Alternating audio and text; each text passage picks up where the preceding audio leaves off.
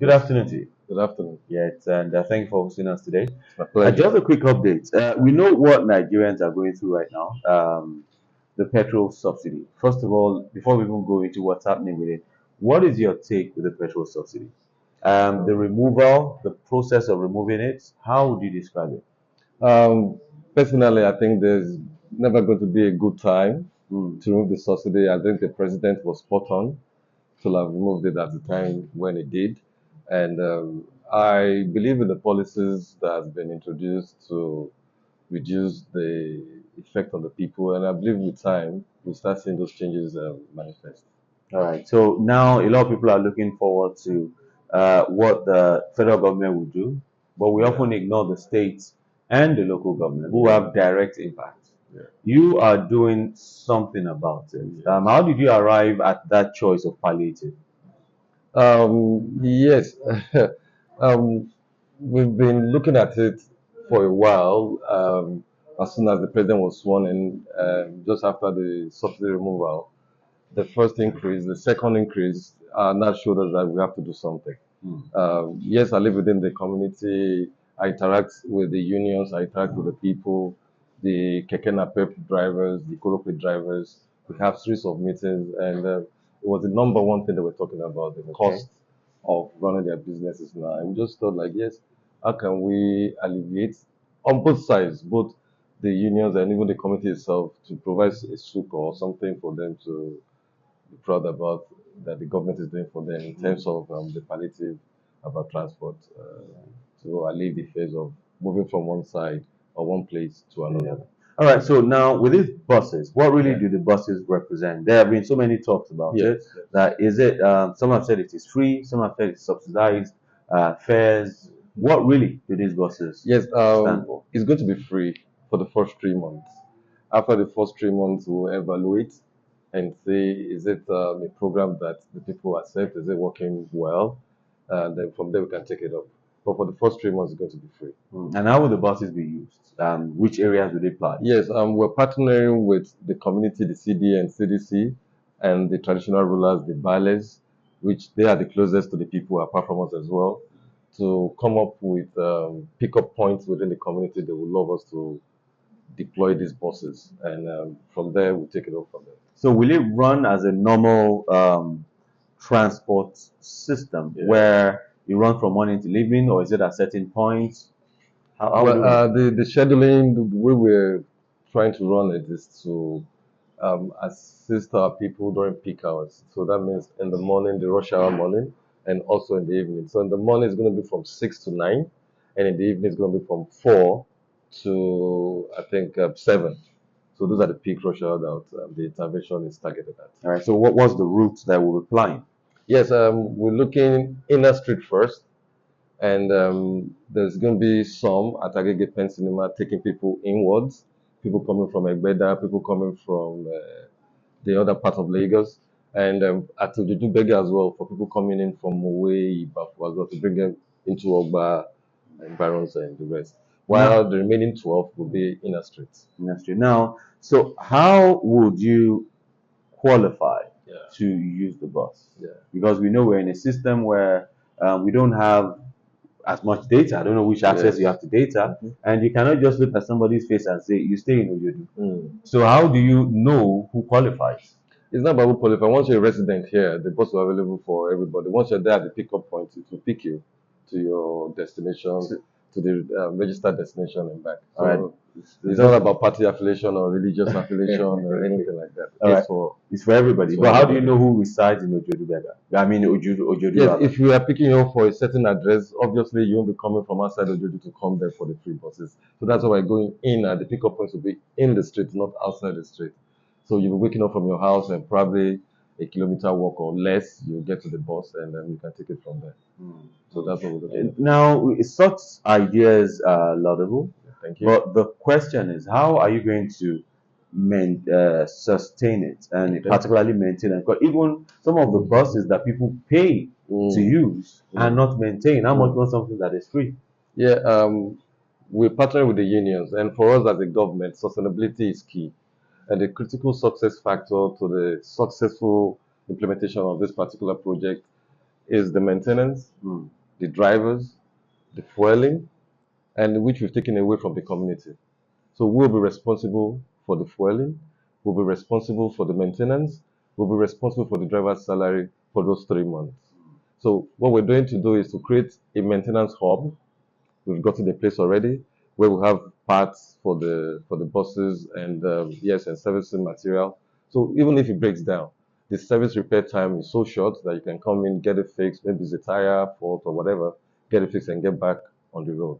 So we're taking all those things away from the community. We'll be responsible for the maintenance, the fueling, and salary for the drivers for those people. So that means if anything goes wrong and we hear of drivers not being paid, we don't need to go to any hospital. No, yes, we'll be responsible. Why have they not been Yes, paid? we'll be Because we responsible. monitor. Yes, you should. We monitor to see how it turns out. Sure, we need that monitor. We need the feedback so that it's being run and it's being intended for the purpose that we actually created the program for. All right. Well, in total, how many buses do you have? Yes, we have about 20 buses.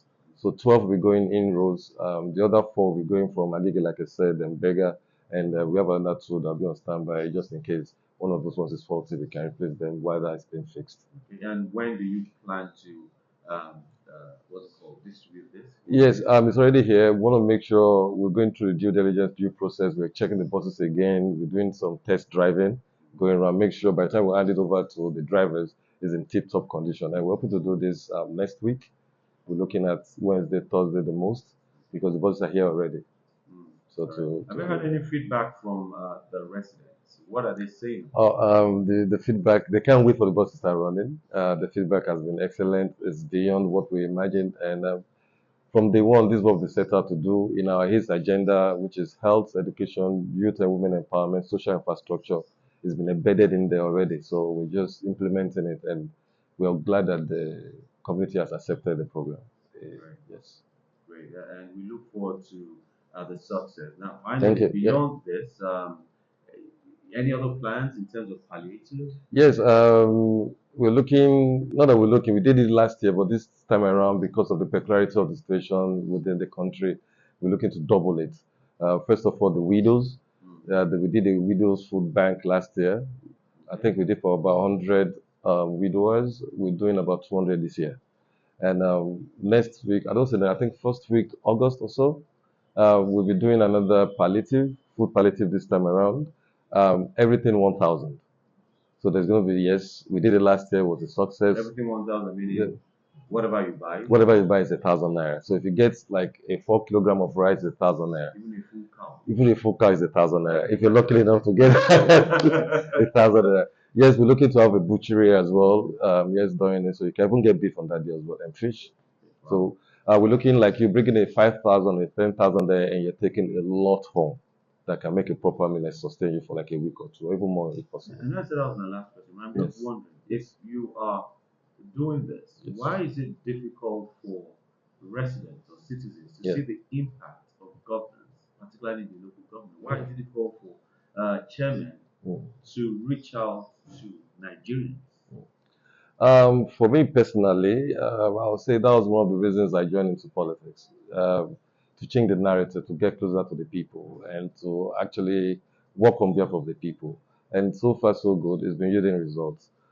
It's not the norm, but I think we have to start from somewhere and start being accountable, being transparent, accountable to people that voted us in, and give periodic feedback and reports. And that's the only way we can build trust, and that's the way we can have meaningful development and governance within our community. All right. Like I said, we'll be monitoring, but of course, when you go wrong, we'll flag you. Yes. This is a good move. Thank We'll you. say congratulations. Thank you. All right. Thank you. We'll enjoy the rest of It's the a day. pleasure. All right. Okay, so what's your name? My name is Toba.